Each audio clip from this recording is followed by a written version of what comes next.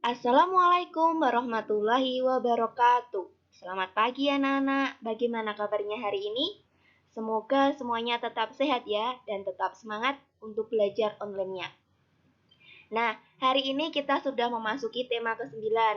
Nah, ini tema terakhir kita. Kita akan belajar topik bahasa Indonesia tentang iklan dari media cetak dan media elektronik. Nah, yuk kita simak penjelasannya. Anak-anak pasti pernah menonton televisi, mendengarkan radio, kemudian melihat surat kabar. Di sana pasti ada iklan. Nah, apa itu iklan? Iklan itu adalah suatu cara yang digunakan untuk menawarkan atau mempromosikan suatu barang atau jasa. Nah, iklan itu dapat disampaikan melalui media cetak, kemudian audio, dan elektronik. Selain itu, iklan juga memberikan informasi yang isinya membujuk masyarakat supaya tertarik pada barang atau jasa yang ditawarkan.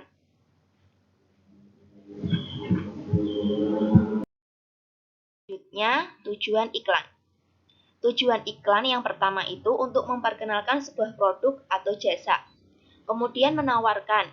Selanjutnya menyarankan seseorang itu untuk membeli atau menggunakan jasanya. Kemudian menarik orang-orang untuk membeli. Selanjutnya, tujuan iklan komersial. Yang pertama itu untuk memperoleh keuntungan. Yang kedua, meningkatkan penjualan. Nah, di sini contohnya itu iklan minuman, makanan, maupun mainan. Sedangkan tujuan iklan non-komersial yang pertama itu menginformasikan, membujuk, mendidik masyarakat. Kemudian yang kedua, memperoleh keuntungan sosial. Nah, di sini itu contohnya apa? Contohnya iklan layanan masyarakat. Ciri-ciri iklan. Yang pertama itu informatif, yang kedua komunikatif. Jadi bahasanya saling berhubungan, saling keterkaitan. Kemudian bahasa yang digunakan yaitu singkat dan padat. Yang keempat, menarik. Menarik atau membujuk masyarakat supaya tertarik pada barang atau jasa yang ditawarkan. Syarat iklan. Nah, yang pertama itu harus jujur dan objektif. Jadi, kita kalau mau mempromosikan barang atau jasa, kita harus nilai dengan jujur dan objektif. Kemudian yang kedua itu singkat, jelas, dan mudah dipahami. Jadi, bahasanya yang digunakan itu harus mudah dipahami oleh orang-orang. Kemudian yang ketiga tidak menyinggung pihak lain. Jadi, kita tidak boleh mempromosikan dengan merendahkan barang atau jasa dari pihak lain. Kemudian yang keempat yaitu menarik dan dapat diterima orang banyak, sehingga orang tertarik dengan barang atau menggunakan jasanya yang dipromosikan tersebut. Selanjutnya jenis iklan. Yang pertama itu iklan layanan masyarakat. Nah, iklan layanan masyarakat itu memberikan penjelasan kepada masyarakat tentang informasi penting. Di sini contohnya itu iklan membayar pajak, iklan hemat listrik, iklan bahayanya narkoba. Kemudian, yang kedua, iklan pengumuman. Di sini berisi informasi atau pengumuman, contohnya kematian, reuni, pernikahan. Selanjutnya yang ketiga, iklan penawaran. Berisi penawaran suatu produk atau jasa, contohnya iklan makanan, minuman, dan mainan. Ciri iklan layanan masyarakat. Yang pertama itu tidak bersifat komersial, artinya tidak memberikan atau mencari untung. Kemudian yang kedua tidak bersifat keagamaan dan politis. Yang ketiga diperuntukkan untuk masyarakat. Yang keempat diajukan oleh organisasi yang diakui. Yang kelima berwawasan nasional. Nah, contohnya adalah iklan kesehatan masyarakat, iklan keselamatan berkendara, peduli lingkungan, menghemat listrik.